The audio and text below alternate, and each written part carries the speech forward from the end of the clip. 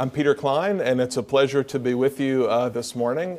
Let me start by saying how delighted I am to be able to participate in this series on fundamentals of economic analysis, a causal-realistic approach. As you may know, Professor Salerno gave a similar set of lectures last year by himself, and so it was decided that I should join him this year to add a little rigor to the analysis. No, I'm just kidding. Actually, Joe's not in here. That was for his benefit. But the truth is that Joe and I share a belief that the kind of causal realistic analysis that we'll be discussing this week is not only fundamental to Austrian economics, the core, in a sense, of Austrian economic thinking, but also that it has been unduly neglected, shall we say, not only by mainstream economists, but even by many who call themselves Austrian economists. So really what we hope to achieve with the seminar, and ultimately with a written version that will come out in book form in the not too distant future, is to help to encourage sort of a revival of this kind of analysis within the Austrian school, and hopefully to initiate some changes that may spread beyond the Austrian school as well. We've already had two introductory lectures yesterday on the basics of value and exchange, demand, and so on. So today we're going to build on that analysis and move on to thinking about the determination of prices, where we think about prices in monetary terms. So imagine that we have an economy with multiple individuals who are interested in participating in exchange. There is a common medium of exchange in this economy. So goods and services can be exchanged in numbers determined in monetary terms. So there are money prices in this economy. Let's try to understand, as Karl Menger did, and as Menger's successors did, what determines the prices that are actually paid in market transactions day to day. Okay? Again, just to remind you of sort of the institutional and informational assumptions of our analysis. Right? So we assume that buyers and sellers are aware of at least some feasible trades. So they know that there are other agents in the economy who may have goods and services that they wish to buy or to sell. Market participants understand that participating in the division of labor will bring them benefits. Okay? So they're not just sort of mindlessly, robotically acting in a pre-programmed fashion or in a manner determined by evolution in any sort of narrow sense. But they have some cognitive faculty of awareness. They want to be in the division of labor. We make some very simple assumptions about people's preferences. Sellers prefer higher profits to lower profits. And we can add a very simple assumption about learning, namely that buyers and sellers have the capacity to learn from their mistakes. And we'll see what that means in more concrete terms in just a moment. The point is, we do have some assumptions about people's abilities, but they're pretty mild assumptions. Okay, we're not making any kind of strong assumptions about, for example, perfect knowledge, as in the textbook model of perfectly competitive general equilibrium, where all agents are perfectly informed about the existence of all other agents and all feasible trades and all resource attributes and so on. We're not making an assumption that strong. We're not assuming, as in the perfectly competitive model, infinitely large numbers of buyers and sellers, where sellers are facing a perfectly elastic demand curve and so on. Joe talked about this yesterday. We're not assuming that the goods and services being exchanged are infinitely divisible or perfectly divisible. So you won't see any partial derivatives in the discussion today. There's not only no need to apply the calculus notion of infinitely small adjustments, but also also doing so would be illegitimate in the world of real action, because human agents think in discrete terms. You think about buying a Coke, or you think about buying an automobile. You don't think about buying 1/nth of an automobile as n goes to infinity and so on. Okay? Here's what we're going to do. We'll walk through a series of different scenarios from the most simple to the most complicated. So we'll start with a simple case of two-person exchange. Then we'll go on to a setting where you have many potential buyers of one single commodity. Think of an auction, in an art market or something like that. There's one painting and several people who potentially interested in buying. Then we'll think about a situation with one buyer and multiple sellers competing for the same buyer, working our way up to an analysis of bilateral competition or multiple buyers and multiple sellers. Okay? And of course, I'm thinking about this with a specific example, and it has to do with my car. The radio on my car, more specifically the CD player on my car.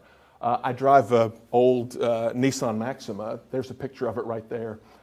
That's actually the stock photo. That's not my car, although that does look like the grounds of my estate in the background. The radio looks like that. Now what happened is a CD jammed in the radio. So I was listening to a CD and I pressed eject and it wouldn't come out. And of course it's one of those, it slides in and then it kind of goes down, so you can't reach it. And of course there's only a teeny little slot. So this happened while I was out on the road somewhere. I wasn't at home, like with tools. So I can't remember, in a parking lot or on the side of the road, and I'm trying to figure out how the heck am I going to get the CD out of there, because I don't want to lose it, number one, and I still had another hour's drive ahead of me. I didn't want to be without anything to listen to. I tried to stick my fingers in there. Of course, it didn't work. I think I found I had a pocket knife or a screwdriver or something, tried to stick it in there. That didn't work. I had the brilliant idea. I said, well, the only implement I have that is the right size to go in there where I can sort of twiddle and wiggle and maybe hope to pry it loose is another CD. Right, so I took another CD and kind of stuck it in there. Okay, I'm a professor. I'm not very practical. And I tried to wiggle and jiggle, and of course what happened is the CD player sucked that one in too. So now there's two CDs jammed in there. Okay, so being very clever, I said to myself, I just need to replace the whole unit. But when I went to the dealer and said, how much will it cost to get a new factory radio? I mean, it's some ridiculous, $500 or something. I thought, well, I'll go to Circuit City or Best Buy and get an aftermarket radio, but then I'll look like one of those people who invests a lot in his car stereo, and I don't want people to think that I'm putting a lot of time into this. Of course, I've already put in many, many hours at this point.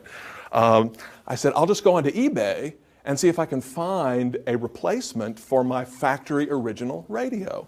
And in fact, if you go to eBay, it turns out there's a whole bunch of people selling radios very similar to mine. Some of these are exactly the right model. Some of them are pretty close.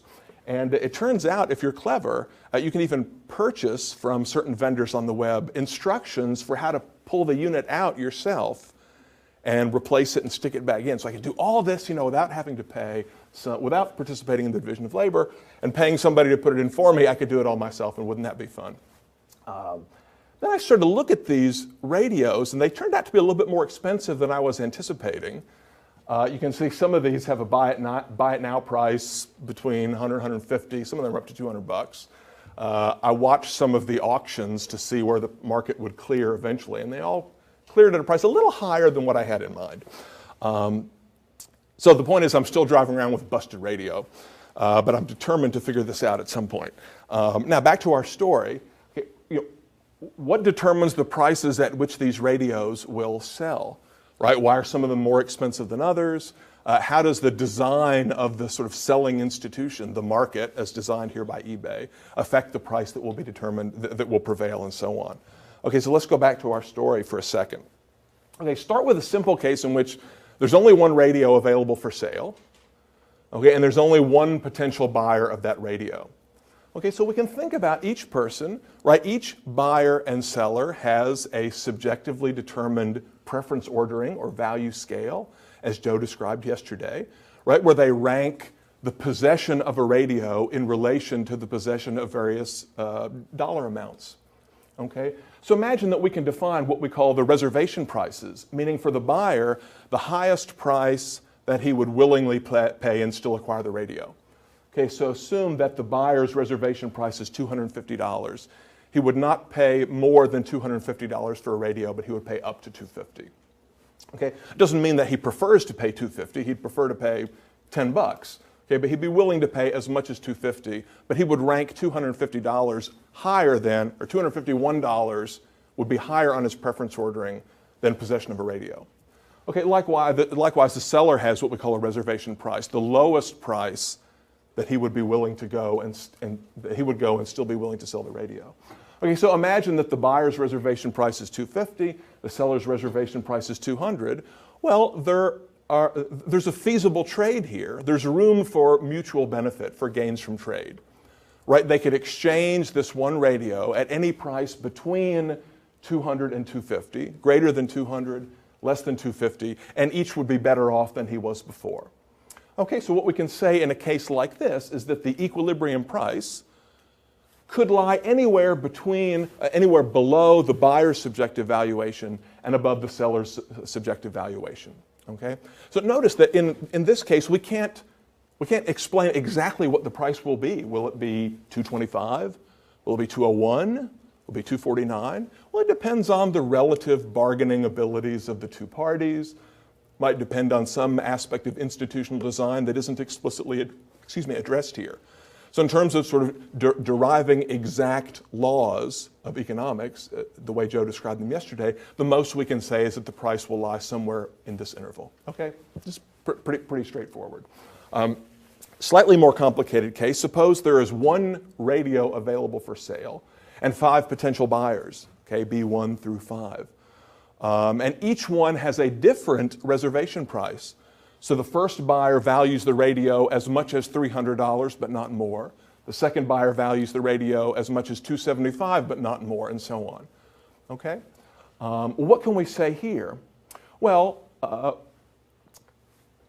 given the numbers in this example, there are opportunities for mutual gain, right? And in this case, we can say the good will go to the most capable buyer, meaning the buyer with the highest reservation price, the greatest willingness to pay, at a price between his reservation price and the reservation price of the next most capable buyer, assuming that those are above the seller's reservation price.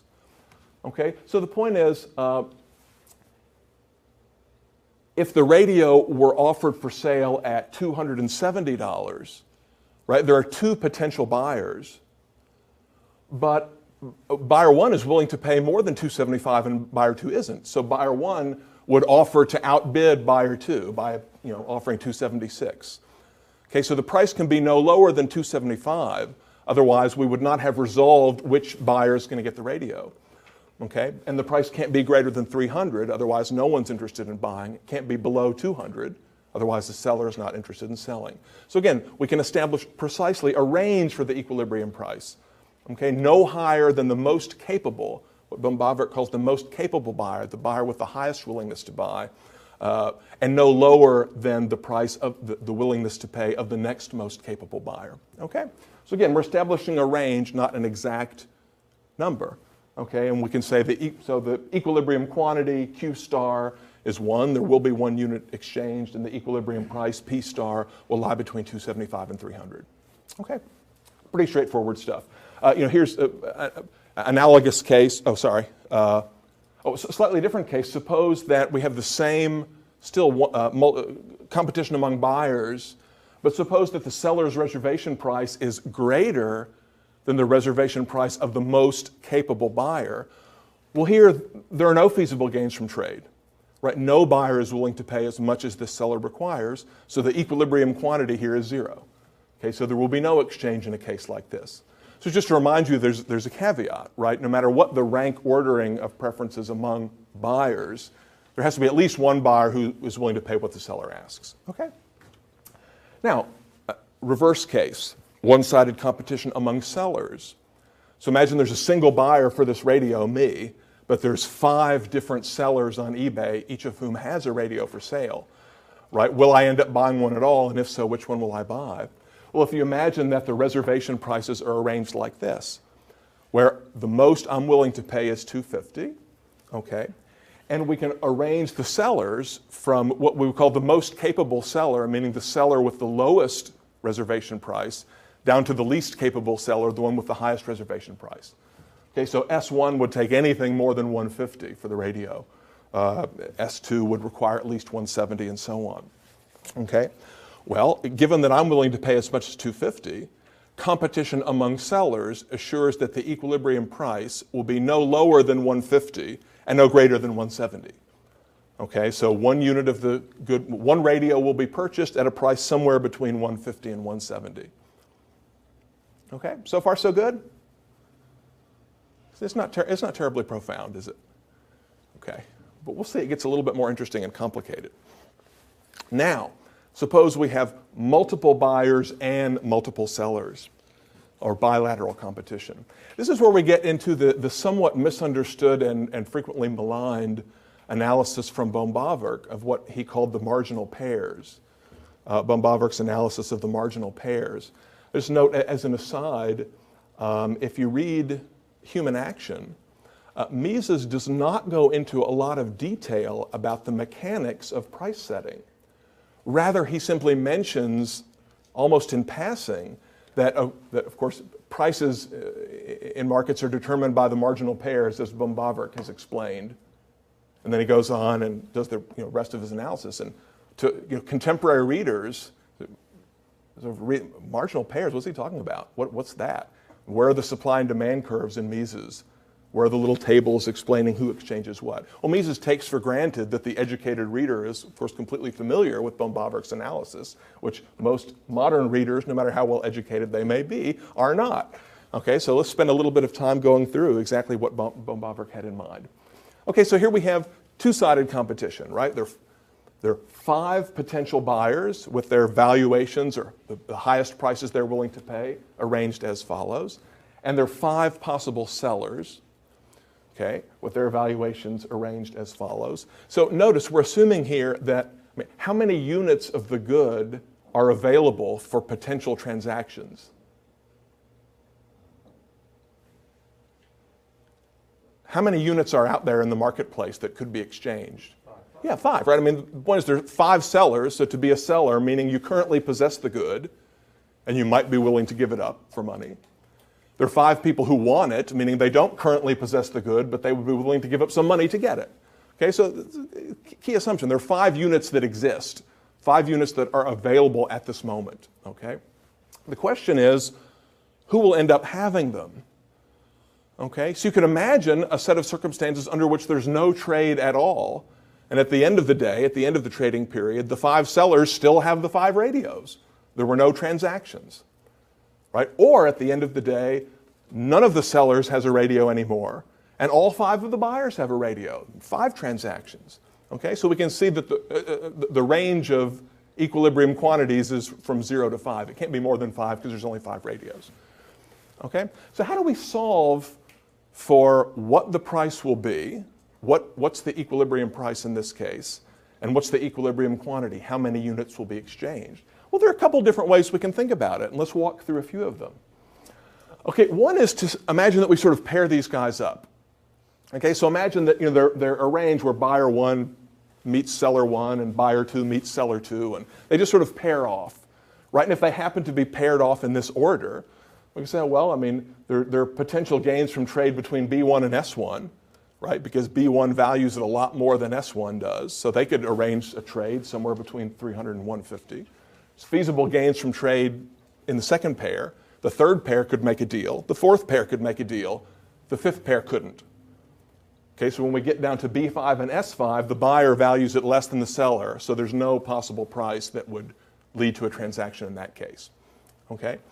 Well, that tells us makes us think, well, maybe there are going to be 4 transactions, but not 5, right? But this doesn't tell us, well, what determines which buyer gets paired up with which seller, and if we're imagining a market for a homogeneous good, right? Nobody would want to pay more for the good than somebody else in the market is paying for that good, right? So if we want to explain the emergence of a uniform price in this market, where everyone is transacting at the same price, simply doing it this way doesn't help us.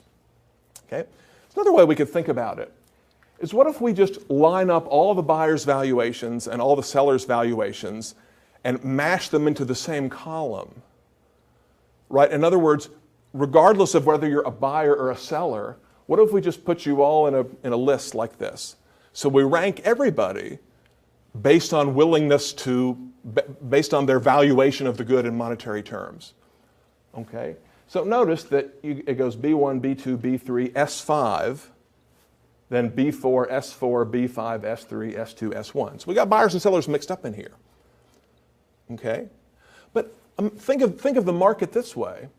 Again, at the beginning of the day, there were 5 sellers, each of whom had a radio, and 5 buyers, none of whom had a radio. Right? If we imagine some process in which radios end up in the hands of those who value them the most, okay, at the end of the day, who's going to have the 5 radios? Right? Well, the 5 radios will end up in the hands of the 5 individuals who value them the most. And notice that that's 1, 2, 3, 4 buyers and 1 seller. Okay, so at the end of the day, 4 of the radios have changed hands, but 1 of them remains in the hands of its original possessor. So again, that tells us that the equilibrium quantity in this market has got to be 4. Okay, there will be 4 trades, but not a 5th. Okay, now how does von Bavarick analyze it? The more sort of standard way that you may have seen this before, as in the analysis of the marginal pairs. The way it's done in the reading by Percy Greaves, if you had a chance to look at his in his book Understanding the Dollar Crisis, the early chapters on value and exchange and pricing provide this same kind of analysis, but in a slightly more complicated version than my simple one. Okay, so go back to our original layout of the buyers and sellers, right? If you just sort of mark in blue the 5 highest valuations, identify the 5 participants with the highest valuations, you see the 4 buyers and that 1 seller. Okay? So what can we say about the price that will be paid on the market if there is a uniform price for all of these trades? Well, the price can't be so the first buyer is willing to pay at least $300, the second buyer is willing to pay at least $275, and so on. Okay? Well, notice that B5, think of B5 as the first buyer who says, I'm out. Okay, so the first 4 buyers all buy. By the time we get to the 5th buyer, he says, sorry, that's too rich for my blood. I don't want to participate. Okay, so B5 is the first buyer who doesn't participate, who doesn't exchange. Right, if you look at the sellers, right, the first 4 most capable sellers do exchange. So at the end of the day, they don't have a radio anymore. S5 is the first seller who says, no, wait a minute, I need at least 230 to be willing to let go of this good. I'm not going to participate unless I get at least 230, right? So the equilibrium price must lie somewhere between $200, the valuation of the first buyer who's priced out, and $230, the valuation of the first seller who's priced out. Okay? So again, we can establish a range of possible equilibrium prices somewhere between 200 and 230. Why those numbers? Well, if the price were below 200, right, then the 5th buyer would want to buy one. Okay? But at a price below 200, there are no other radios available for him to buy. They've all been sold already. Okay? Likewise, if the price were above $230, then the 5th seller would say, I want to sell too. But there are no buyers available for him to sell to. All the buyers have already purchased at that price or are willing to purchase at that price. Okay, so to maximize the gains from trade, to maximize the number of transactions, the price must lie between 200 and 230. Okay, in von Bavarick's language, if you think of pairing off, B1, S1, B2, S2, B3, and S3, and so on, right? The pair B4 and S4, right? That's the last pair that does end up participating in exchange, right? And the pair B5 and S5, that's the last pair that ends up not participating in exchange, right? And that's what von Bavarick calls the marginal pairs. Okay, so the B4 S4 pair and the B5 S5 pair, those are the marginal pairs, and it's their valuations, or more precisely, the valuations of the first set of potential traders who are excluded, that establish a feasible range on the equilibrium price. Okay? We could look at this graphically if we wanted to. Okay? Here's one way to do it. Suppose we just we take all of our 10 market participants and we arrange them from highest valuation to lowest valuation, independent of whether you're a buyer or a seller. Okay? And we just sort of put them all on the same diagram. Right? Again, we've got the guys in blue are the ones who at the end of the day end up with a radio, the 5 with the highest valuations, and the ones in black are the ones who at the end of the day end up without a radio, Okay, so notice that all the sellers except for S5 go home with cash instead of radio. All the buyers except for B5 go home with radio instead of cash. Okay, and you can see the range established between 230 and 200, right? So here's 200 and here's 230, just a little bit above 225. And so S5 is the valuation of the first seller who's priced out. B5 is the valuation of the first buyer who's priced out. Okay, so you can see that our range for the equilibrium price will lie somewhere between $230 and $200. Okay, and notice that there only exist 5 units of the good. Okay, so here's 1, 2, 3, 4, 5, the 5 units of the good. Okay, if we were to sort of connect the dots, right, we could represent this as a total demand curve, meaning a demand curve that incorporates not only the willingness to pay of potential buyers who want the good, but also the sort of willingness to sell of the sellers, potential sellers who have the good. Okay, so if we aggregate the buyers and sellers into a single demand curve, we could connect the dots and have something like this. This is the analysis of total demand that comes from Wicksteed. Okay? Something that's illuminating about thinking of the total demand curve as including the valuations of both buyers and sellers is that it reminds us that sellers are participating in this market for the same reason as buyers, namely because they seek to substitute more highly valued goods and services for less highly valued goods and services. Right, where we include not only radios, but also sums of money, right, as entries in the individual's value scales. Okay, so the point is sellers have a demand for the good too. Right, at a certain price, they would prefer to keep the good rather than sell the good. Well, that's simply another way of saying the sellers have a demand for money at which they would exchange the good, or a reciprocal demand for the good for which they would exchange money, and so on. Okay, so buyers and sellers both have demands, and they're both determined by the subjective valuations they attach to the good or service in question. Okay? So what in the we'll get to this in a moment, what in the standard Marshallian analysis is two completely separate and independent determinants of price, the demand side and the supply side, in causal realistic analysis are two different dimensions of the same side of the market. Okay, it's all demand driven. Okay, so notice that we have the demand curve interacting with a fixed stock of the good in question. Okay? There's another way we could represent the same diagram. Suppose you said, well, let's separate the buyer, another way to represent the same information. Suppose we were to separate the buyers and sellers and put them in two separate sets. Okay, so we put all the buyers,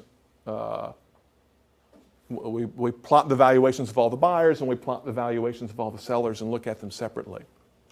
Okay, so again, notice that we have the 5 most capable buyers, and obviously I just made up these numbers and I've made them, so you have straight lines here, no reason why they would have to be straight lines.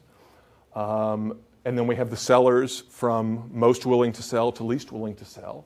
Right? And if you think about, again, feasible gains from trade in terms of the marginal pairs, right? Here's the first pair where there are potential gains from trade, second pair, third pair, fourth pair. But the fifth pair, right, would not exchange. Right? So the marginal pairs are this pair, and this pair. Right? So we know that the equilibrium quantity cannot exceed the valuations of this fourth pair. Okay, so that's why we know the equilibrium quantity exchanged is 4. Okay, and so at 5 here we have a vertical line representing the number of radios that's available, the fixed stock of radios that's available. Let me just back up to the previous slide. Something I forgot to mention is one drawback of Wicksteed's total demand analysis is that you can't sort of tell at a glance what the equilibrium quantity will be. Okay, we can see you have to sort of look at the B's and S's and notice that the top 5 guys include 4 B's and 1 S. So there must have been 4 trades, but not a 5th. In other words, knowing where the total demand curve intersects the fixed stock of the good doesn't tell you the equilibrium quantity, because that includes some sellers as well. So some of those who are in this part of the total demand curve, the part before you get to the fixed stock. Some of these may be sellers, so you have to actually look at each individual valuation and see who it is, okay, to get the 4. You can't sort of tell at a glance. Whereas if we separate the potential buyers, give them one demand curve, and give the potential sellers another demand curve, what Wicksteed calls the inverse demand curve or reciprocal demand curve, then you can look at where they cross, which is what we like to do when we teach economics classes, right? Look where things cross, and see that, oh, well, the equilibrium quantity can't be 5. Okay, it can be no more than 4, because you can look at where they cross. You can see the equilibrium price and equilibrium quantity more easily in this version than in the previous version. Okay, but otherwise they contain the same information. Okay? Excuse me. Let's do a little further simplification of the diagram. Well, first let me show you one more case, sorry. Now notice we've assumed here that sellers' valuations are such that there's at least one seller, B5, whose valuation is higher than that of the least capable buyer, B5. Right, but suppose that isn't the case. I mean, suppose all of these sellers, as is in the case on my eBay auction, a lot of the sellers are junkyard dealers, right? I mean, they don't particularly desire to consume the services of the radio. The only reason they would hold on to it is if they think they can get a higher price at some point in the future. I'll get to that point in just a moment. Right, but let's assume that none of the sellers value these radios particularly highly. So if we change the numbers in my example, suppose we have a picture that looks something like this. Okay, suppose the least capable seller, S5, still values the good less than the least capable buyer, B5. Okay, well, in this case, all 5 radios are going to be exchanged.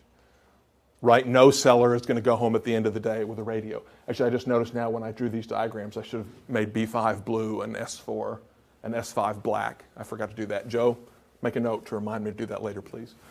My assistant is in the back of the room. Anyway, the point is, right, if even the least capable seller values the good at a price less than that of the least capable buyer, then the equilibrium quantity will be where the demand curve intersects the fixed stock of the good. Okay, so then the equilibrium quantity in this case would be 5 with an equilibrium price of 200. Okay? Again, there's a little subtlety here. I don't want to look like I'm engaging in a sleight of hand, but most of the diagrams that you see drawn, for example, in the diagrams in the Shapiro book, assume this kind of a setup. Okay, though if you don't watch carefully, you might miss how it got there. Right, so now if we take this diagram and simplify it, okay, so I took out all the little dots and just had the lines. Okay, so we've got, there are 5 units of the good, okay? And so what I've traced as the sort of supply curve is the fixed stock of the good. But then remember, at a price below, whatever this is, 170, I think, some of the sellers would prefer to hold on to the good rather than offer it for sale. Okay, so at a price below 170, not all 5 units are going to be available or going to be offered on the market. Okay, so, but assuming that we can meet the least capable seller's reservation price, all 5 units will be available for exchange, right? And then the demand curve represents the valuations of the buyers, right? And where the demand curve and the supply curve intersect gives us our equilibrium price of $200, our equilibrium quantity of 5, namely the entire stock of the good. Okay, so this is kind of so think of this as just basic supply and demand analysis, supply and demand curves. Yes? In two graphs back, where you had the marginal buyer and seller at... This one. Yeah, 230 and 200. So that transaction won't occur. So right. Why would the price not be limited to B4's reservation price of 225 or whatever that is, as opposed to 230? And vice versa, why wouldn't S4 be the bottom limit? Since we we know that. Okay, you're saying why isn't the range from 220 or 210 or whatever it is to Yeah, 225? Right. Well, I mean, go back to this diagram here. Okay. So the point is there a feasible trade at a price above 225 but below, say 226? So yeah, I mean, I know. I'm sorry. You said. Yeah. So at 226. Right. What would happen at 226? Can we get could we have a fourth transaction at a price of 236? Okay. So Okay. Not between these two. Exactly, but between these two. Okay. Right. That's a good point. So remember, we're sort of pairing these guys up just arbitrarily. We're pairing them up in order. Exactly. So at a price lower than 230 but greater than 225, you wouldn't get a fifth. You wouldn't get an additional transaction. It'd just be a different transactor. You'd have some switching places among the sellers. That's a good question. Does everybody understand? Does everybody get that? That's a good question. Okay, so now here we have this, again, our supply and demand curves in the case of bilateral competition. Case 2, in other words, one where the seller's valuations are less than that of the least capable buyer. Let's just sort of step back from the diagrams for a moment and think about sort of the big picture. What does it mean?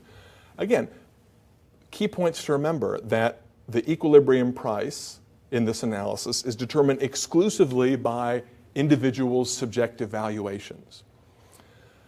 Note that we have said nothing about the cost of production. We haven't said anything about sort of objective labor cost or objective cost of materials.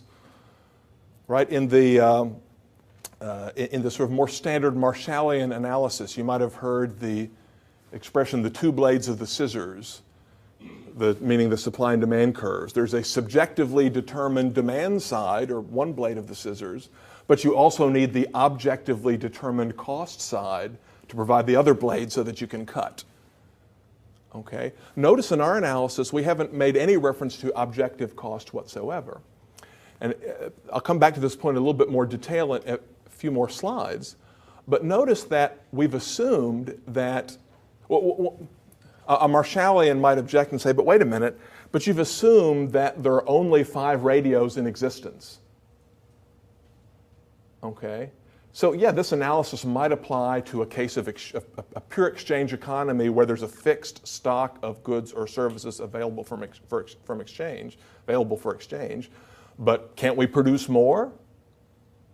Well, sure we can, but not instantaneously. Okay? So it may very well be the case. We haven't yet explained how there came to be only 5 radios in existence in the first place. Okay? But if our objective is to explain the price that obtains in this market transaction for Peter Klein replacement radio, okay, how the 5 radios came to be there is irrelevant. It's a moot point at this moment. Okay, we're interested in explaining the moment-to-moment prices that do obtain on the market. Right now, obviously, there had to be some prior mechanism for causing the fact that there are only 5 radios in existence. Some radio producers and people in the wholesale market and people who operate junkyards and so on made some decisions in the past that got us to this point today. But right now, bygones are bygones. Right? The fact is, however it happened, there are only 5 radios in existence right now, and we can't just magically produce a 6th if we wanted to.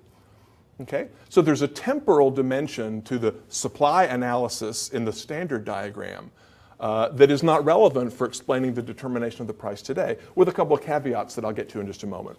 Okay. This is sort of another common misperception. Is the belief that, well, sure, valuations are important, but it's really only the sellers who decide what the price is. Sellers set the price. Well, I mean, it's easy to have this misconception because when you go down to the grocery store, if I go down to the Super Walmart to purchase, what was it that Salerno bought yesterday? Toothpaste, and I saw there was a Def Leppard album in there. You can really see his age there. I don't get the Def Leppard album and take it down to the sales clerk and start bargaining. right? I mean, there's a posted price and they scan it and I either pay that price or I don't. So what role do I have in determining the price? Isn't it just given to me by the sellers? Okay. Well, I mean, we certainly see in the analysis that we've shown here, in our analysis here, that, right, it isn't the case that sellers can just ask any price they want, right? Because obviously people wouldn't be willing to buy. Okay. You know, if I had to pay $1,000 to get the original equipment replacement radio, you can be sure I would just break down and have a gaping hole in my dashboard, right? Or just go to Best Buy and get some replacement radio or whatever. Okay, it's the same thing with Walmart. Right? I mean, again, if you think about it, if Walmart could simply set the price, well, I mean, why are they charging $2.49 for a tube of toothpaste? Why not $24.99 or $249 or a gazillion dollars? Okay, so obviously there must be some limits on sellers' ability to set price unilaterally. Now, people understand that Walmart can't set the price at a gazillion dollars for a tube of toothpaste, but they don't. But they think, well, but within a range, can't they just set, you know, $2.50, $3, $4? Who cares? No, but the point is, the price that they set, even for small adjustments of a penny here, a penny there, affect the amount of revenue they receive. All right? It may not be the case that every buyer drops out if the tube of toothpaste is $2.50 instead of $2.49, but some buyers will. Right? So the total quantity transacted at a price of $2.50 is going to be different. It's going to be lower than the total quantity transacted at a price of $2.49. Does that mean they shouldn't raise the price from $2.49 to $2.50? Well, just to see if you're on your toes yesterday, the answer is it depends, and it depends on what that Professor Salerno talked about. Elasticity. Yeah, this concept of elasticity, right? So whether increasing the price leads to an increase in total revenue or a decrease in total revenue depends on the characteristics of the market demand curve.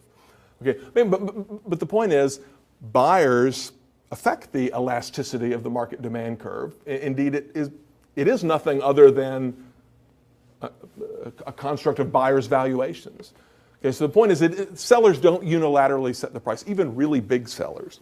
Another thing to notice about our analysis is that what we're trying to explain, and what Menger was trying to explain in his 1871 book, was the prices that are actually paid in real transactions on the market.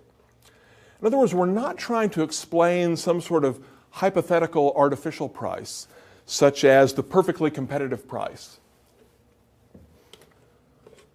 Okay, if you learn price theory in a typical microeconomics course, the instructor will explain, well, we'll start with the perfectly competitive market, which of course is unrealistic. No market is really perfectly competitive because perfect competition assumes an infinite numbers of buyers and sellers, perfectly divisible good, perfect knowledge, no barriers to entry, and so on. So we set up all these deliberately artificial assumptions, solve for the price that would emerge in that hypothetical construct, and say, okay, well, now we've done price theory. Okay. Well, Menger's objective was not to explain some imaginary price, but the actual price, the real price. Okay.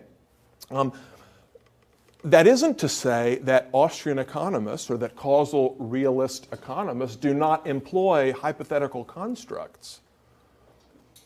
Okay, we'll talk a little bit today and some more later about Mises' concept of the final price, or the price that emerges in the final, what he calls the final state of rest. Think of that as kind of a long-run equilibrium price. Well, we might employ a hypothetical construct like that in our reasoning. Say, well, let's imagine a situation where the following things happen. What price would emerge in that situation? Well, we may get some insight from that analysis, but that analysis isn't explaining any actual prices. Okay? The problem for the causal realist economist, the problem with the analysis of perfect competition, is that it doesn't provide any useful information about the real process of price formation. Okay, it's purely artificial and doesn't serve any instrumental function in our analysis of the market. Then again, that's the realist part of the causal realist definition. Now, here's a slightly more subtle point. What about the assumption of perfect information? aren't we making some rather strong assumptions about the ability of buyers and sellers to sort of think through this process in advance and realize that, okay, well, the equilibrium quantity is going to be 4, the equilibrium price is going to be between 200 and 230, so if somebody offers me less than 200, I should say no. Okay? Well, in fact, we can change our story slightly and include expectations of future prices that will emerge. Okay? We can include what we would call speculative demands in our analysis. Go back to our original story. Okay, here's the numbers that we used before, right? And we said the equilibrium price will be something between 200 and 230. Well, suppose that S1, the first seller, believes, erroneously, say he believes somehow the equilibrium price is going to be 250. Or maybe he believes that tomorrow, in tomorrow's market, the equilibrium price will be 250.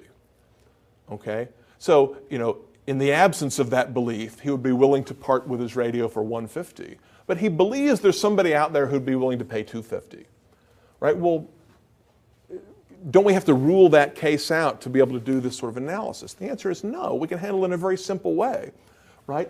If it's the case that S1 thinks that at some point in the future he can get $250 for a radio, well, what is his reservation price in the market today? $250, right? We just say, well, in that case, his reservation price isn't $150, but it's $250. He belongs down here as S5. And we sort of change the numbers and do the analysis again. In other words, the point is the numbers that we write down, or the valuations that buyers and sellers have, their reservation prices, include their beliefs about what future market conditions might be. Okay? Are those beliefs necessarily correct or incorrect? Well, we can't say. All we can say is that if the price that emerges in the market today is, say, $215, we can explain it using this analysis. Okay, now where did these numbers come from? Where did the 150 and the 170 and the 190 come from? Well, we don't know. All we can do from the point of view of deriving exact laws is take that as given. Okay, now there might be other scientific disciplines like psychology that might seek to explain where do these different preferences come from. Why does one person value a radio at $300 and another person values it at only $275? Does it have something to do with his childhood? And my father had a radio of a certain type, or I was dropped on my head. Who knows? There might be some information that we can provide, but that's beyond the domain of economic analysis. Right? The analysis of human action says, given the preferences that people have, how will they then behave? Okay? Now, let's go back to our diagram. This is the last sort of simplified diagram that we had.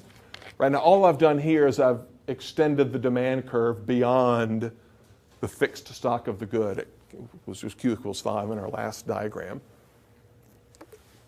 This is just the same as the last diagram that we drew, except I extended the demand curve a little bit farther on down.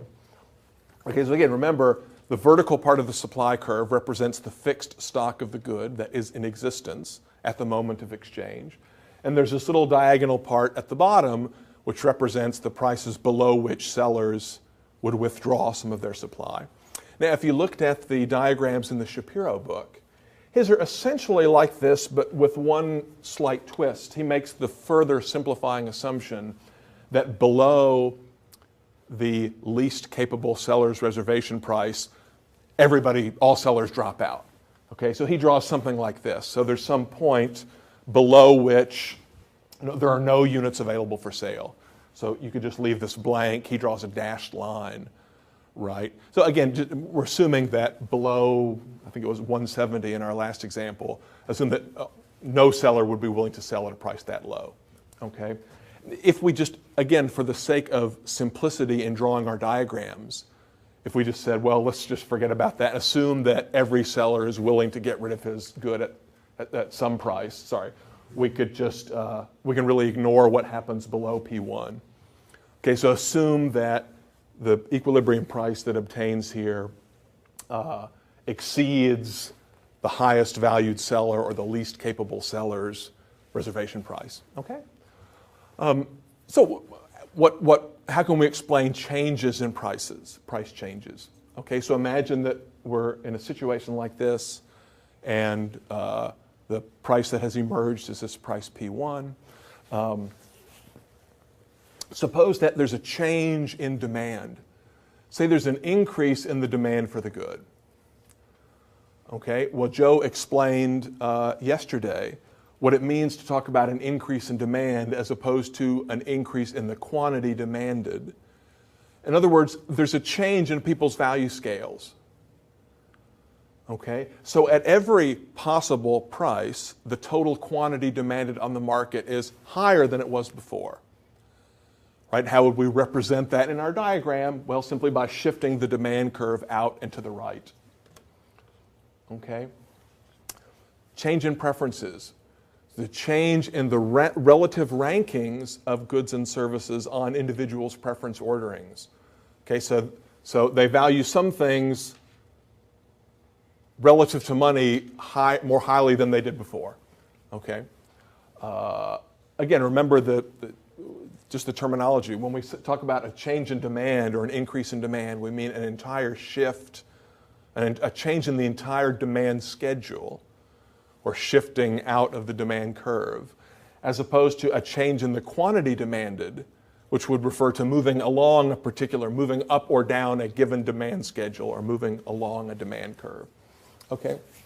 So what happens? Well, we started out at an equilibrium price of P1, right? But with this new greater demand, the demand curve D prime rather than D, right? At a price of P1, what happens? Well, the quantity demanded at a price of P1, it now exceeds the quantity, the available stock.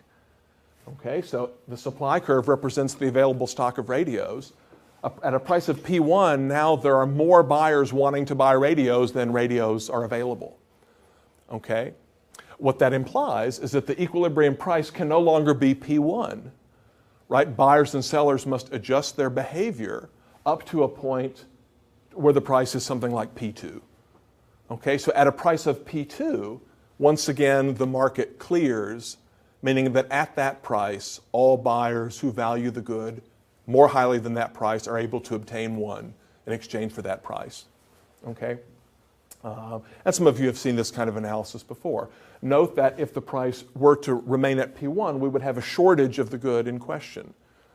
Right? Meaning at that price, the total quantity demanded exceeds the available stock given by the vertical part of the supply curve. Okay? Again, just sort of, terminology here. The word shortage sort of sounds similar to, but is not the same as the more general concept of scarcity. Remember, we talked about scarcity as a general condition of human action, right? Namely, that for a given good or service, the available supply of this good or service is less than that would satisfy all actual human demands for that good or service. Okay? It's a little bit unfortunate, in English we use sometimes sort of in everyday language, you talk about something being more or less scarce. Okay, because of some oil fields were destroyed in the Middle East, oil has become relatively more scarce than it was before. Well, we understand what is meant by that the available stock is less than it was before, and we have to be careful. I mean, scarcity is a good or in the fundamental economic sense of scarcity, a good or service is either scarce or it isn't. It's like being a little bit pregnant. I mean, you can't be a little bit scarce. It's either scarce or it's super abundant. Okay? And clearly what we mean by a shortage here is not that it's more scarce than it was before. It's still a scarce good or service. What we mean is at the price of P1, the quantity demanded exceeds the quantity supplied. Okay? So by shortage, we don't mean there isn't enough that everybody in the universe could have one. That's scarcity.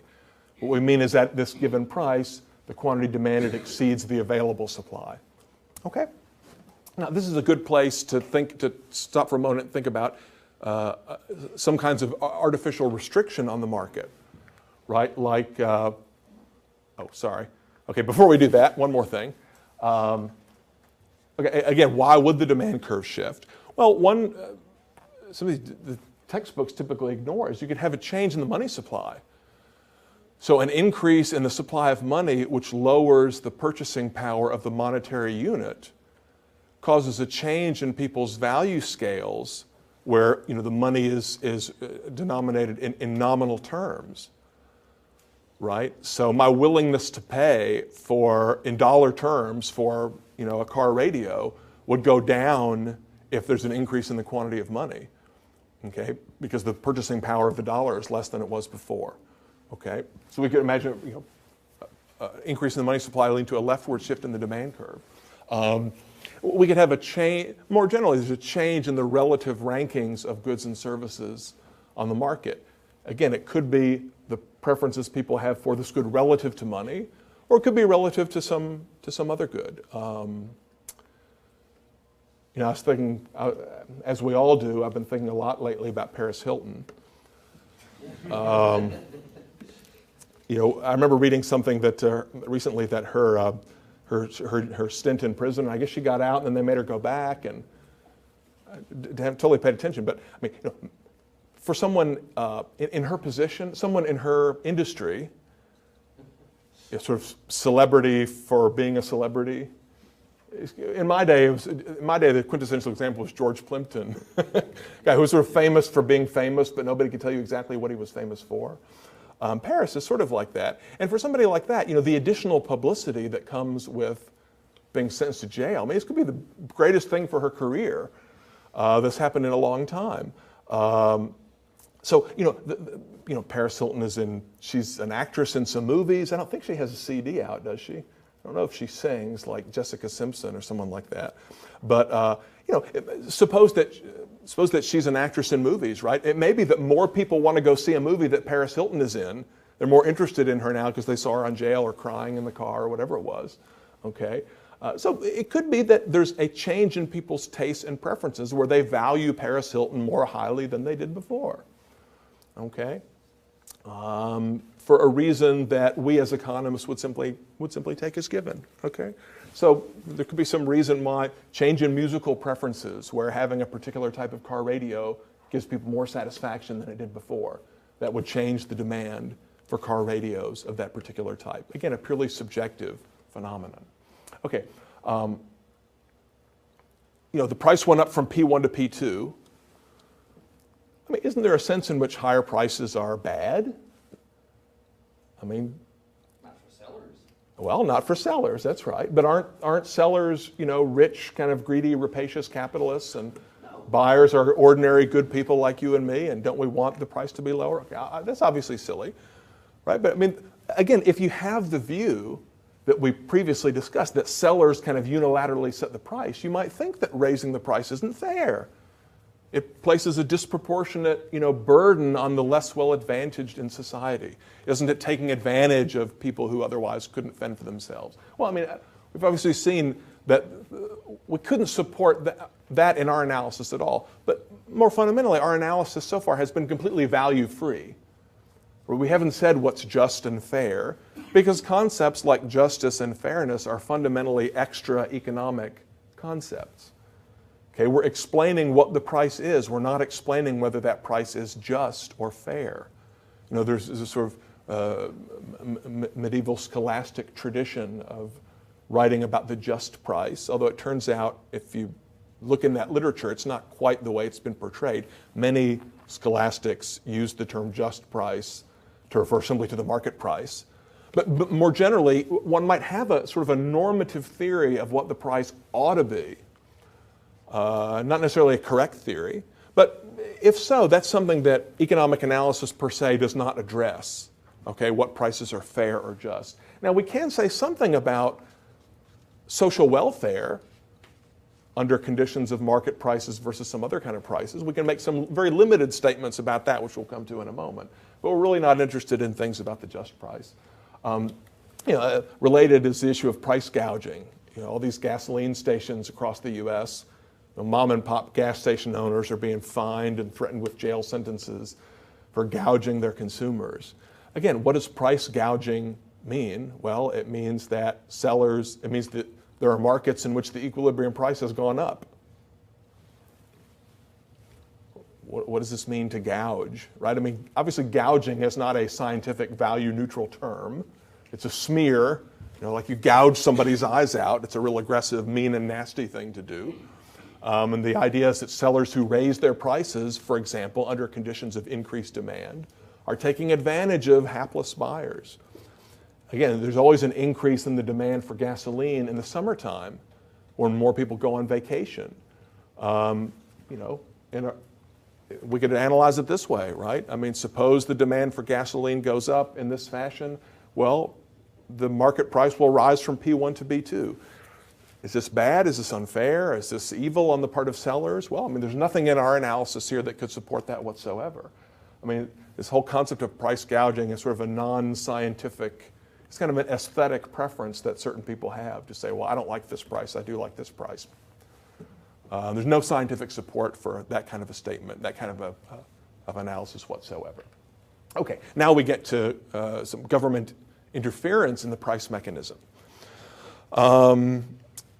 Imagine that the government, perhaps responding to concerns about price gouging, sets a legally binding maximum price. Right, so in the case like the one we just looked at, the government says the price cannot be higher than P2. I mean, I always think of this, first example that comes to my mind is rent control, government-controlled prices of housing. Having lived formerly in Berkeley, California, a city with very aggressive rent control policies, there's some firsthand knowledge of the effects of rent control, which we'll talk about in just a moment. Right, so, I mean, again, imagine that we're looking at the market for rental housing in a particular community in Auburn, Alabama, or Berkeley, California, and say that the market price, the market clearing price, the equilibrium price is P1, $500 a month for an apartment, 3-bedroom apartment, an apartment of a particular type. Again, we're assuming that we're dealing with homogeneous units of the good, so units of the good that are equally serviceable.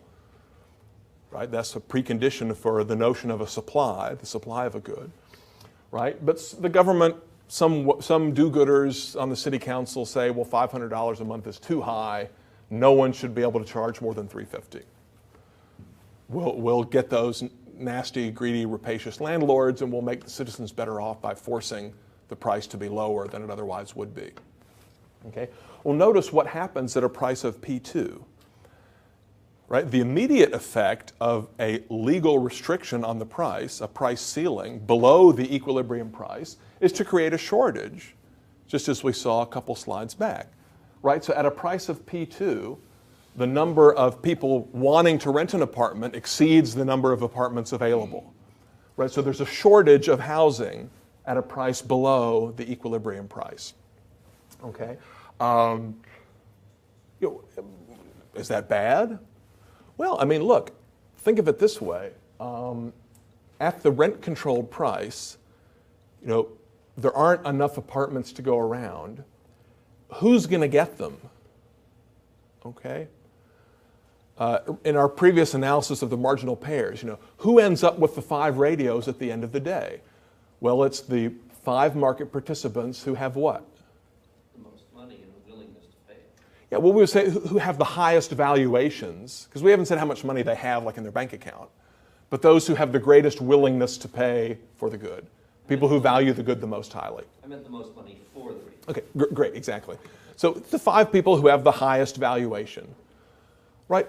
In a policy like this, in a rent control, well, I mean, if I value an apartment at I'm willing to pay more than P2 for an apartment, there's no way that I can communicate this preference in the market, right? I can't bid the apartment away from someone who only values it at P2, right? So how does the available supply of apartments get allocated among this larger set of buyers who are willing to pay at the rent-controlled price? Well, it's mostly political. It's who you know. When I was in Berkeley, all the good rent-controlled apartments around campus were sort of legacy apartments, meaning you had an older sibling who had that apartment and they passed it on to you, or you have a personal connection with the landlord, or you're in a fraternity, or you have to have some personal connection. Right? In many cases, under conditions of a shortage, the available stock is allocated according to some other allocation rule like willingness to wait online. Okay, so, you know, when the Xbox 360 first went on sale, and at the price that they charged, I don't have one, so I don't know what the price was, $3.99 or something, right? I mean, partly to create a buzz, right?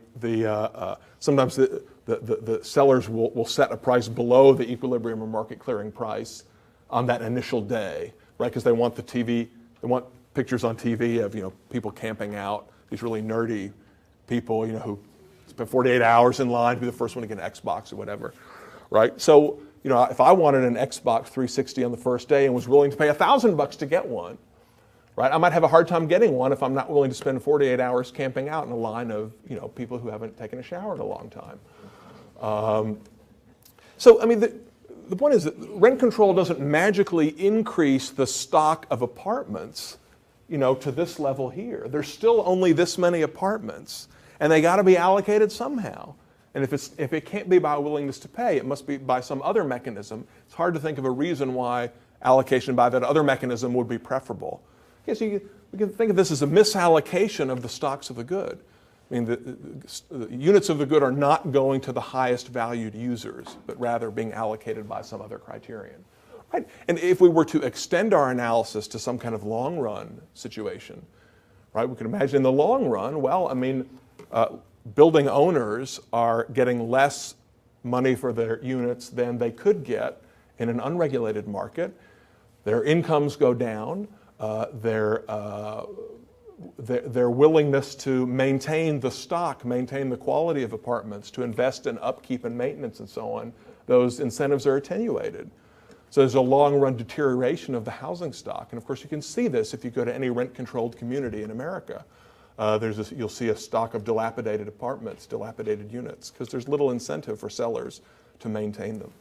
One of the interesting sort of political economy aspects of this, again, this critical point that there's a different allocation mechanism being used under rent control, is it creates these sort of weird coalitions. And one of the things that used to frustrate me greatly when I was in this situation is that I had moved out to Berkeley to start graduate school, and I didn't know other people in the community. I didn't have access to sort of a legacy apartment. But I would have been willing to pay more than what some of the current residents were paying in their rent-controlled units. Now, who were the current residents? Well, some of them were students who had a personal connection and were able to get their hands on one of the desirable units close to campus. But a lot of them were 40 and 50-year-old guys who hadn't been students for a long time. You know, the guys you see down on Telegraph Avenue selling incense and, well, sort of ex-hippie types who had been students there 20 or 30 years back and had never moved out. I mean, they had a sweet deal on a very inexpensive apartment. Why would they ever move? So the point is, I couldn't dislodge these people even if I wanted to. Okay? So what frustrated me is in the newspaper coverage of rent control issues or in the policy debate, the analysts would always describe the two factions as landlords and tenants, right? So the pro-tenant faction is the group that wants to keep rent control in place, and the pro-landlord faction is the group that wants to eliminate rent control or raise the rent control prices. Say, well, wait a minute. Tenants are not a homogeneous group. I was a tenant and I wanted them to abolish the stupid restrictions. Okay, so it's a fallacy to think that, you know, that a price ceiling benefits buyers and hurts sellers. Simply isn't the case. It benefits some buyers, those who are still able to obtain the good at the lower price, at the expense of other buyers. Buyers who are unable to obtain a unit, even though they would have been willing to pay a higher price. Okay, so you get all kinds of weird political dynamics too. Another reason to be very suspicious of this type of policy. Okay, we've looked at changes in demand. How about changes in supply? Suppose that there is an increase in the available stock of the good. Now notice that this can't happen instantaneously. Right, but suppose that, you know, on this eBay auction, right? I mean, suppose that, you today there are a certain number of radios available because junkyard dealers have found them and put them on eBay, and then the sellers decide that, well, maybe there's more demand out there than we thought, and some dealers who previously hadn't made their radios available on eBay, people go out into the junkyard and they pull radios out of trashed cars and they make them available for sale. So imagine that the next day, or in the next sales period, the stock of available radios is greater than it was, right? Well, we could represent this with a movement in the supply schedule or the supply curve, okay? So imagine that the stock of good has increased from one period to the next, from the original vertical supply curve S to a new one S prime, okay? Again, distinction between change in supply and change in quantity supplied, okay? In the textbook treatment, you have this sort of the same thing of moving along a supply curve versus shifting a supply curve. Remember here, what we're calling the supply curve represents the stock of the good that's available. So it really doesn't make sense to talk about moving up and down a given supply curve, because it's not really a supply schedule in the same sense that the demand curve represents a demand schedule. All we're saying here is there's an increase in the stock of the good, okay? If the price were to remain at P1, what would happen? Well, at a price of P1, the available stock exceeds the quantity demanded at a price of P1. Okay? So buyers and sellers have an incentive to lower the price to the new market clearing or equilibrium price P2.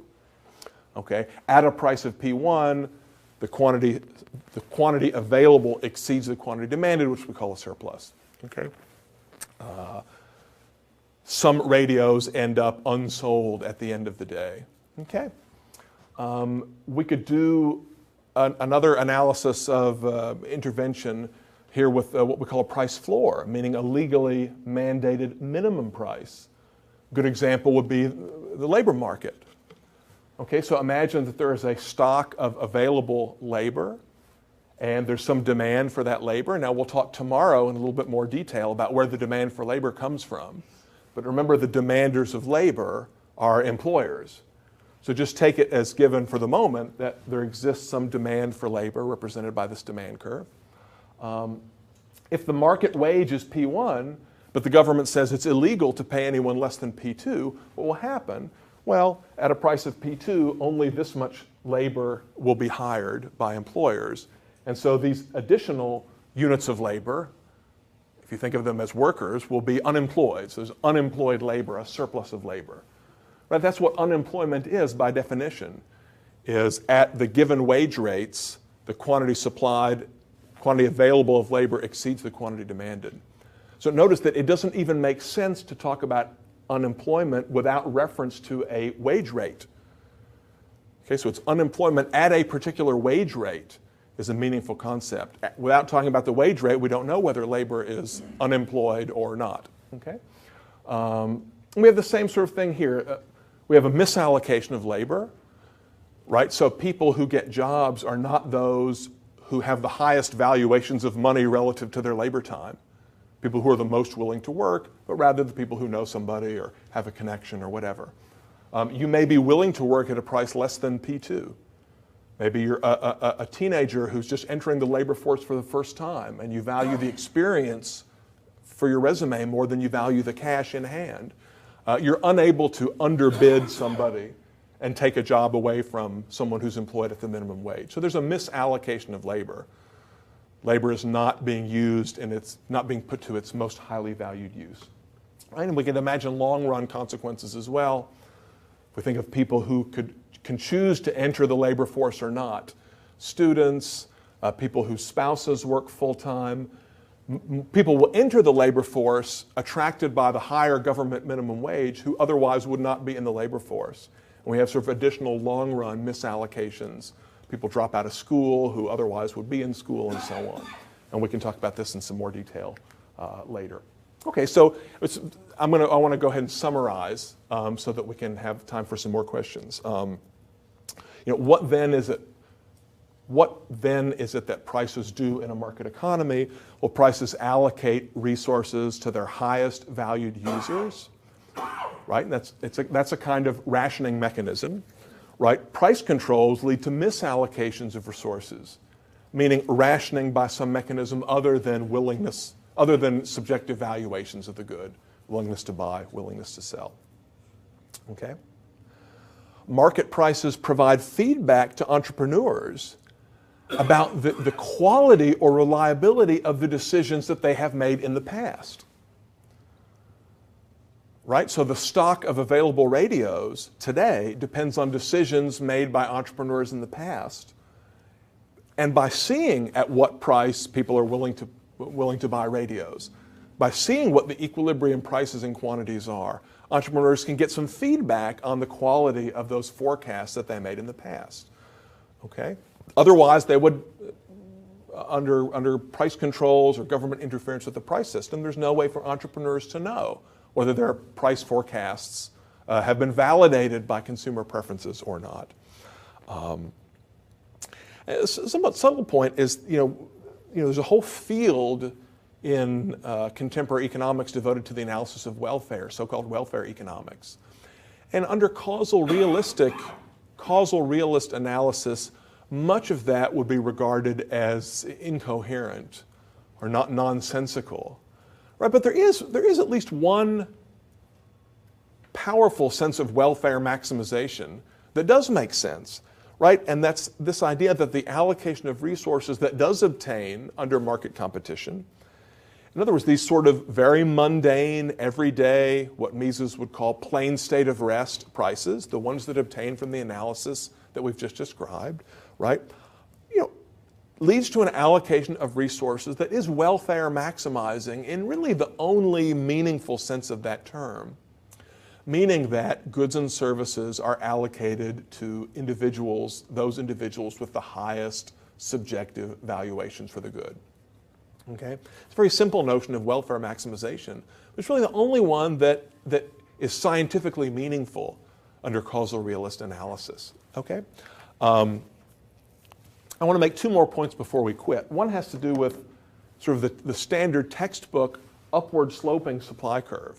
I mean, those of you who have had economics courses before will notice that one of the seeming peculiarities, picadillos of this style, if you will, of this style of presentation is this insistence on drawing these vertical supply curves. But aren't supply curves upward sloping?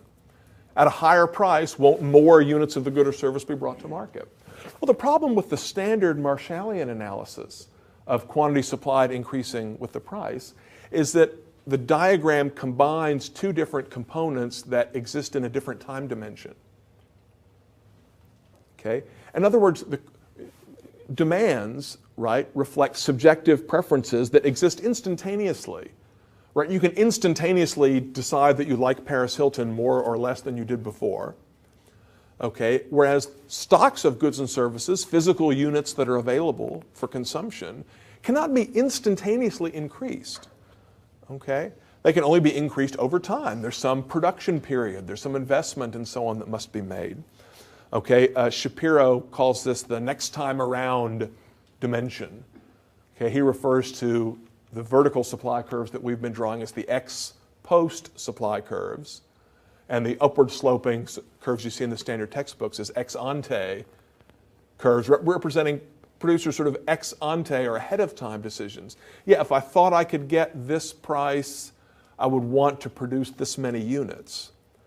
But again, that's a forward-looking decision. Fine. But when it comes to the moment of exchange, those decisions have already been made and can instantaneously be adjusted.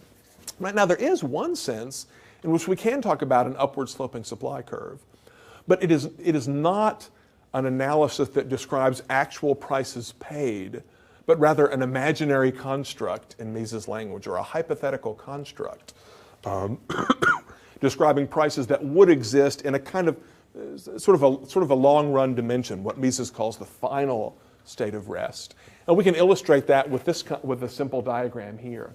Okay, so imagine we have the story we had before, where the market is in equilibrium at a price of P1, and there's an increase in demand and a new equilibrium price of P2. And that's day one. Okay, in biblical terms, there was morning and evening and the first day. Okay, now it's the second day. Sorry, I don't know why I said that. suppliers say, well, wait a minute, gosh, the price is higher than we thought it was going to be. At a price of P2, we would be willing to bring additional units to market. So during the next sales period, so after this, at the end of this day, they go off and produce some more units. And then the next day, they have some additional units available. Right? So the next day, they have S prime units available. Can you see the light gray?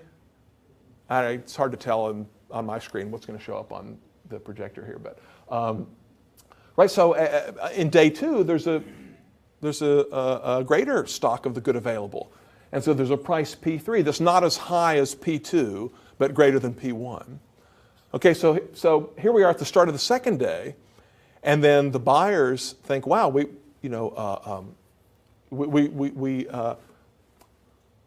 yesterday the price was P2, the price now is P3, and let's say that there's another increase in demand.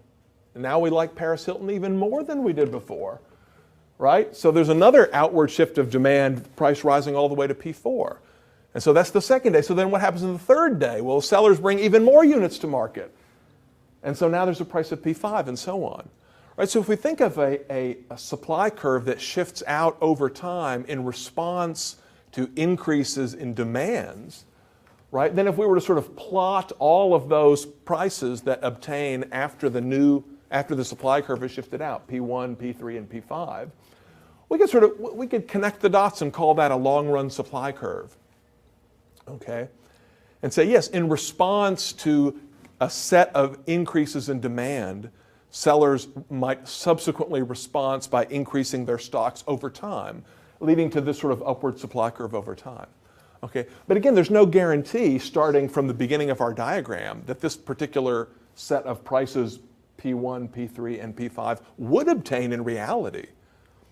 We're simply saying if there is a sort of steady increase in demand over time, no other changes in market conditions, and sellers are able to increase their stocks of goods over time in response to these changes in demand, then we would see equilibrium prices and quantities that rise over time. Okay, but again, this is we'll get to this in more detail later in the week, but this is what Mises calls an imaginary construct. It's an aid to reasoning what would happen under the following circumstances, but we aren't saying that this describes the prices that are actually paid. Okay? Final thoughts before we stop. There's a tradition in the Austrian economics literature associated primarily with Hayek and his very influential 1945 article, The Use of Knowledge in Society, of thinking about the role of prices primarily as signals or transmitters of knowledge or information. Okay? And this is even filtered down into many of the standard textbooks where there's a discussion of the role of prices in disseminating knowledge or information throughout the economy. Prices providing signals to market participants. Well, I mean, there is a sense in which that is true.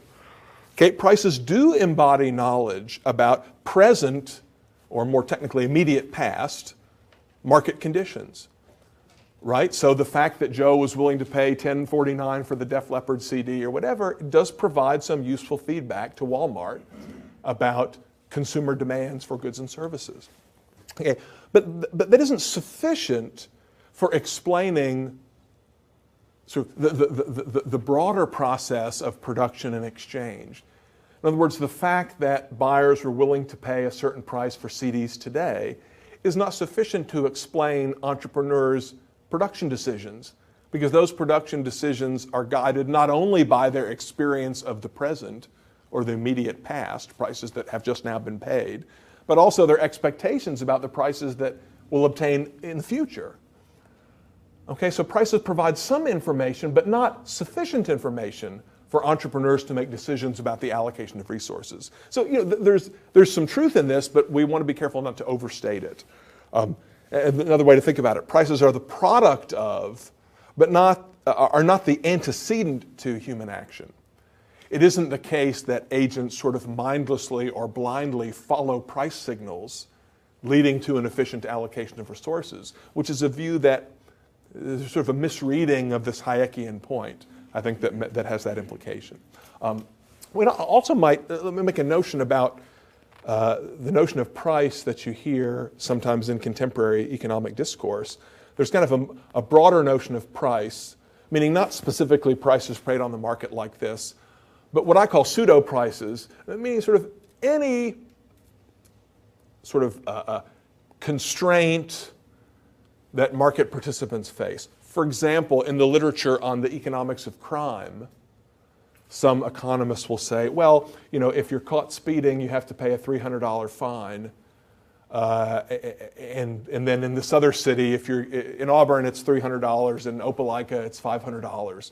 So the price of speeding is higher in Opelika than it is in Auburn. And so we expect there to be less speeding in Opelika than in Auburn. And if the court decides to impose a higher price, then that's going to affect then this amount of speeding will be reduced. Well, I mean, okay, there's a sense in which the anticipated fine from speeding affects the decision makers, the driver's decision about how fast to drive. But again, those aren't prices in the sense that we've been talking about today, meaning those aren't prices that emerge from the voluntary interactions of buyers and sellers reflecting their subjective valuations and so on.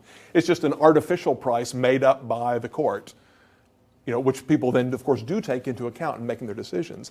Same thing within a firm, right? I mean, a firm might have an incentive plan where, you know, we have workers who are on an assembly line and they're producing widgets or whatever, and if we pay them a piece rate, you know, they get so many dollars per unit produced, and then we increase the piece rate, we would expect workers to respond by producing more. And sometimes economists will say, well, it's like we increased the price that they receive for selling their output. Well, okay, I mean, in a metaphorical sense, that may be okay, but we have to remember those aren't real prices in the sense that we're talking about. You think of them as sort of pseudo prices. Meaning that we cannot make these sort of overall statements that, oh, well, the prices paid for speeding tickets lead to a maximization of consumer welfare. You can't make any sort of statement like that because the process by which these prices emerge is sort of purely arbitrary relative to the process that we've described here. Okay, well, I've already talked longer than I wanted to. Are there any questions that have not come up yet? Okay, let me go with Fred and then Dan and then Peter, could you just review the impact on prices of inflation? We're increasing the money supply. Sure. I'll just comment very briefly about it now because we have some lectures on Thursday, I think, devoted specifically to inflation. Right, but in the context that we're talking about here, if we think of inflation, meaning increasing the stock of money as reducing the buying power of each dollar, right, then people will adjust their valuations, right? Remember the guy who was willing to pay $200 for the radio. If we were to write out his value scale, right, we would put $200 and then radio above it.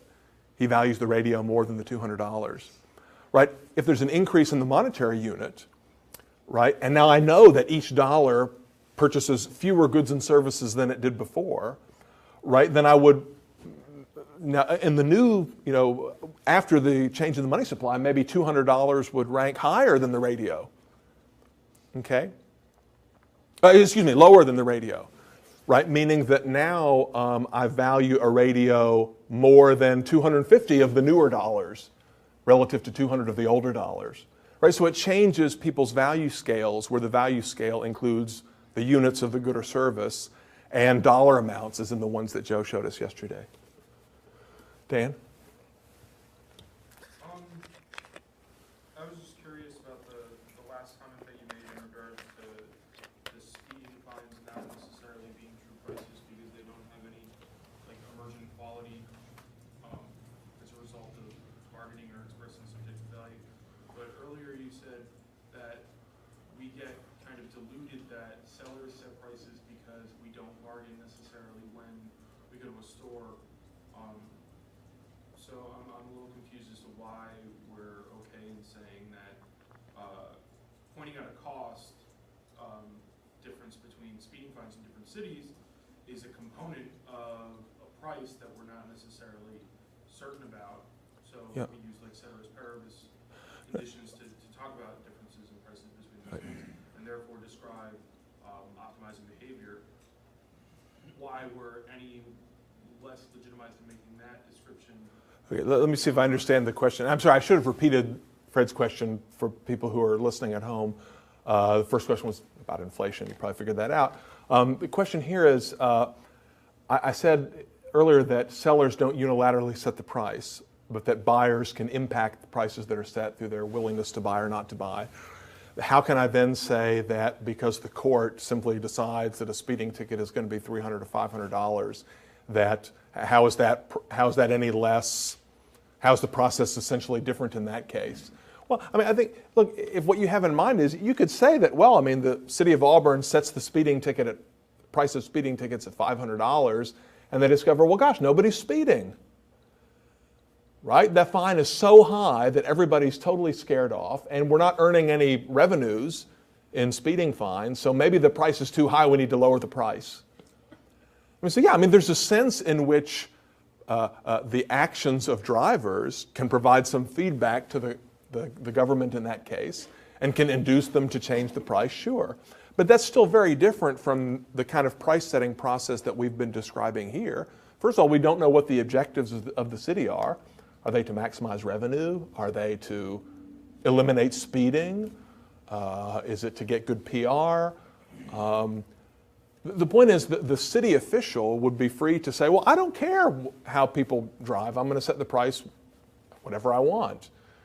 Right now,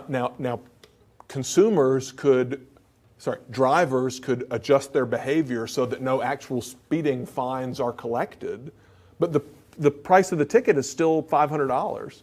There's nothing that buyers can do to make that price change. Sorry, that drivers can do to make them lower the price. Right, but I don't think Okay. necessarily that they don't imply that $500 is the price of speeding.